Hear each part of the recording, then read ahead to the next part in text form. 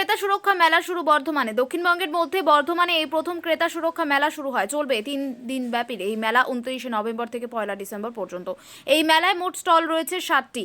এই মেলায় মানুষদের যেমন সচেতন করা হচ্ছে, তার পাশাপাশি ব্যবসার ক্ষেত্রে নানান রকম ছোটখাটো ব্যবসা এবং কিছু মেশিনারি এই মেলায় প্রদর্শন হচ্ছে। বর্ধমান শহরে মেলা হওয়ায় খুশি বর্ধমান জেলার মানুষ। আনুষ্ঠানিকভাবে শুভ সূচনা হলো ওই মেলা শুক্রবার। উপস্থিত ছিলেন ক্রেতা সুরক্ষা মন্ত্রী বিপ্লব মিত্র, খাদ্য দপ্তরের রাষ্ট্রমন্ত্রী জ্যোৎস্না মাঝি।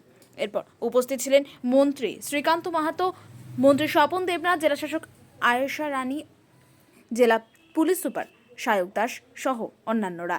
পূর্ব বর্ধমান এবং পশ্চিম বর্ধমানে প্রশাসনিক আধিকারিকগণ।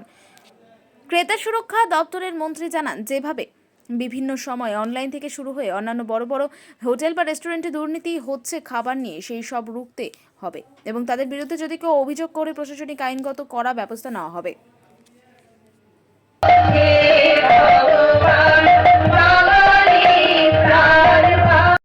পৃথিবীটা তো ঠিক তেমনই সুন্দর, তেমনই সুরক্ষিত। স্বপ্ন দেখতে শেখায়, তাই মাকে প্রণাম জানাই আজকে এই মাটিতে উপস্থিত সমস্ত মানুষকে। বৃক্ষরোপণ এই মুহূর্তে আমরা শুরু করছি। ধন্যবাদ জানাই মাননীয় মন্ত্রীবর্গ, যারা আজকে আমাদের এই অনুষ্ঠানের উপস্থিত থেকে আজকের অনুষ্ঠানটা অন্য মাত্রায় এরপরে আমরা যাব রাজ্য সঙ্গীতে। রাজ্য সঙ্গীত পরিবেশনায়